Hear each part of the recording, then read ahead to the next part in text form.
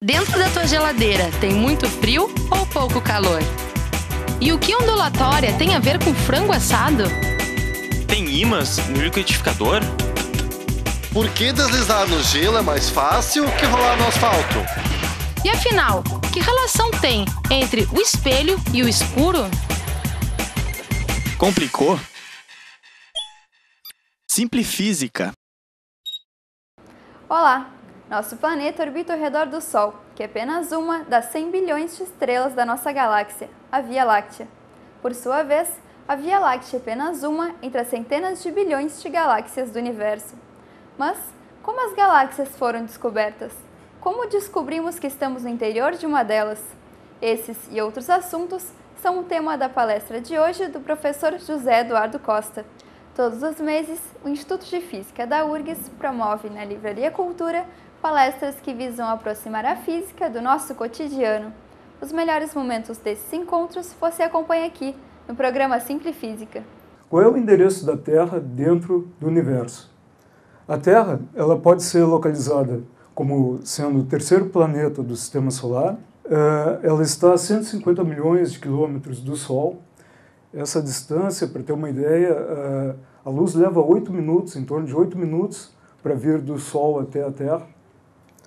O Sistema Solar está dentro de uma estrutura maior, que nós chamamos de galáxia.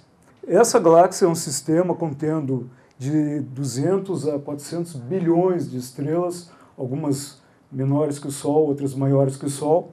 O Sol ela tem cerca de 100 mil anos-luz de diâmetro, significa que a luz leva 100 mil anos para atravessar a galáxia, diametralmente. E o Sol está aqui, numa região intermediária entre o centro da galáxia e a periferia. Essa galáxia, ela não está sozinha dentro do universo. Ela faz parte de um grupo maior que nós chamamos de grupo local.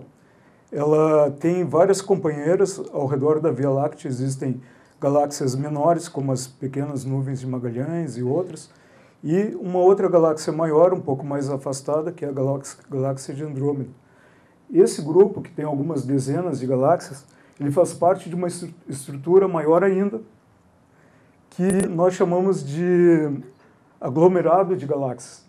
Os aglomerados de galáxias são formados por centenas, às vezes milhares de galáxias, algumas formam pequenos grupos, e esse aglomerado de galáxias faz parte de uma estrutura maior ainda, que nós chamamos de superaglomerados de galáxias.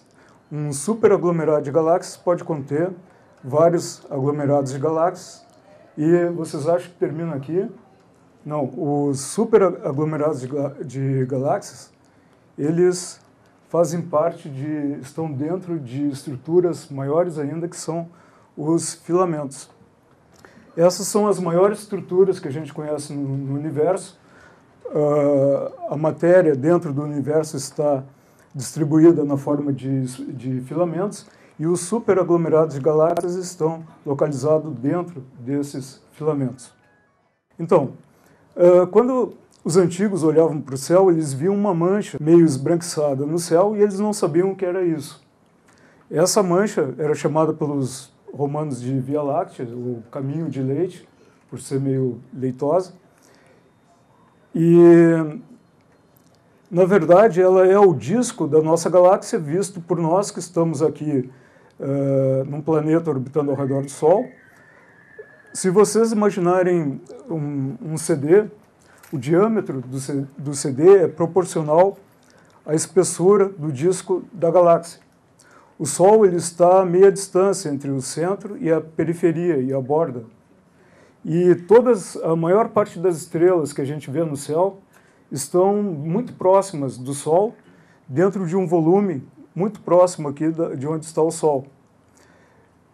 A galáxia, como eu falei, contém de 200 bilhões até 400 bilhões de estrelas.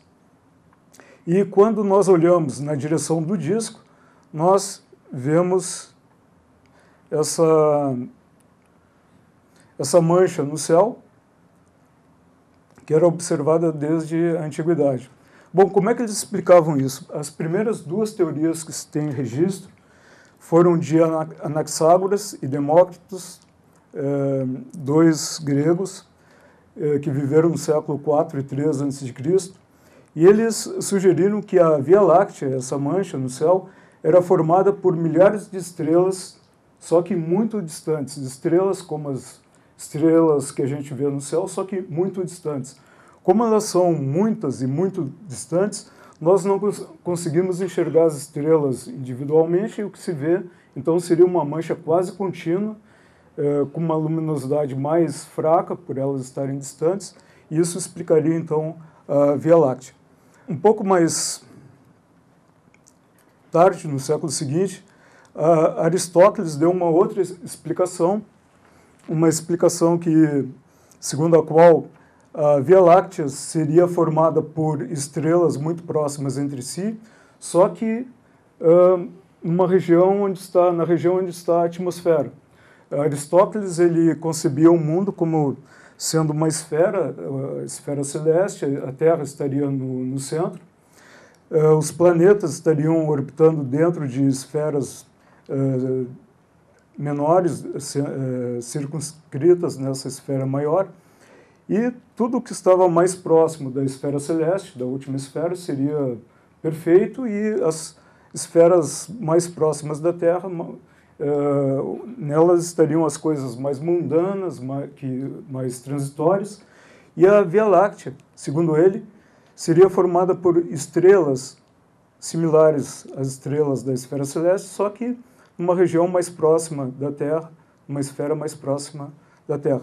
Essa teoria perdurou por mais de 1000 anos, e ela só foi questionada depois, no século XI, por Alhazen, que era um astrônomo persa. Ele pensou o seguinte: bom, se a Via Láctea está tão próxima de nós, então, se nós observarmos a Via Láctea de 2 pontos diferentes da Terra, bem distantes um dos outros, as estrelas que a gente vê atrás da Via Láctea serão diferentes devido à paralaxe. Então, ele pensou isso: a gente pode verificar se a Via Láctea está próxima de nós, observando de 2 posições bem diferentes e vendo a posição relativa dela em relação às estrelas de fundo. Ele fez isso e não percebeu nenhuma diferença. Ele chegou à conclusão de que a explicação do Aristóteles estava errada. Bom, depois disso, algumas outras teorias foram propostas pelos astrônomos árabes. Uma delas foi proposta pelo Abu Hayyan, segundo a qual a Via Láctea seria formada por uma coleção de estrelas nebulosas. Ele introduziu o conceito de estrela nebulosa. Uma estrela nebulosa seria uma estrela um pouco diferente das estrelas normais. Ao invés de ser um objeto compacto, seria um objeto nebuloso, porém luminoso.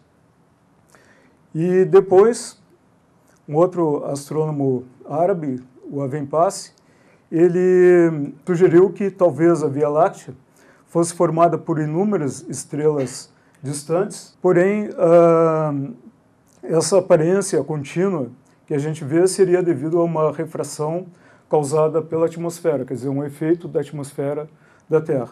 Quem matou a charada, quem deu a resposta final sobre o que era a Via Láctea foi Galileu Galilei, quando ele usou os primeiros telescópios para observar o céu, e ele descobriu que essa região, a Via Láctea, era formada por milhares de estrelas muito fracas, portanto, muito distantes, e com isso ele conseguiu confirmar que as ideias do Anaxágoras e do Demócrito, propostas lá no século IV a.C., estavam corretas, porém foram esquecidas por causa das ideias de Aristóteles.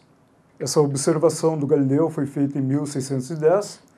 Aí depois, de 1610, com a invenção do telescópio, se começou a descobrir uma série de estranhos objetos nebulosos no céu. Ninguém sabia exatamente o que eram aqueles. Alguns desses objetos a gente consegue enxergar a olho nu. Essa aqui é a galáxia de Andrômeda, que é uma galáxia com um tamanho comparável ao da Via Láctea.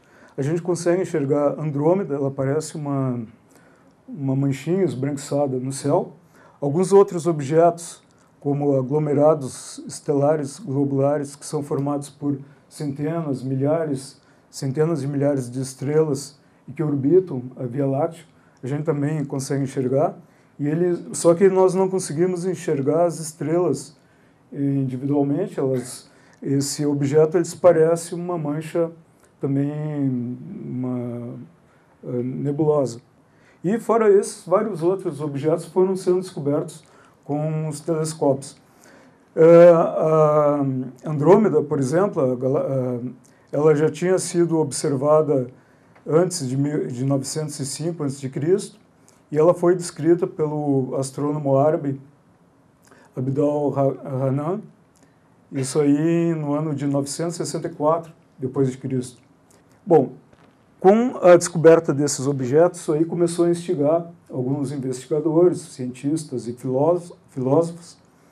Um deles foi o Thomas Wright, que era um matemático e astrônomo britânico, e ele formulou a primeira teoria que explicava simultaneamente a Via Láctea e esses objetos nebulosos. Ele imaginou o seguinte: a Via Láctea poderia ser um efeito de projeção. Ele imaginou que talvez o universo tivesse o formato de uma bolha, como uma bolha de sabão. E dentro, onde a película dessa bolha tem uma espessura muito pequena comparada com o raio da bolha. Ele imaginou que as estrelas ficassem dentro da película dessa bolha. O Sol seria apenas uma delas, existiriam milhões, bilhões de estrelas dentro da película dessa grande bolha. E quando nós, que estamos na Terra, aqui orbitando ao redor do Sol, olhamos numa direção tangencial, o que nós veríamos seria uma mancha luminosa, porque muito mais luminosa nessa direção do que na direção radial, né? Porque o número de estrelas que existe na direção tangencial é muito maior do que na direção radial. Com isso, ele pretendia explicar o que era a Via Láctea. Então, a Via Láctea seria essa calota sendo vista na direção tangencial.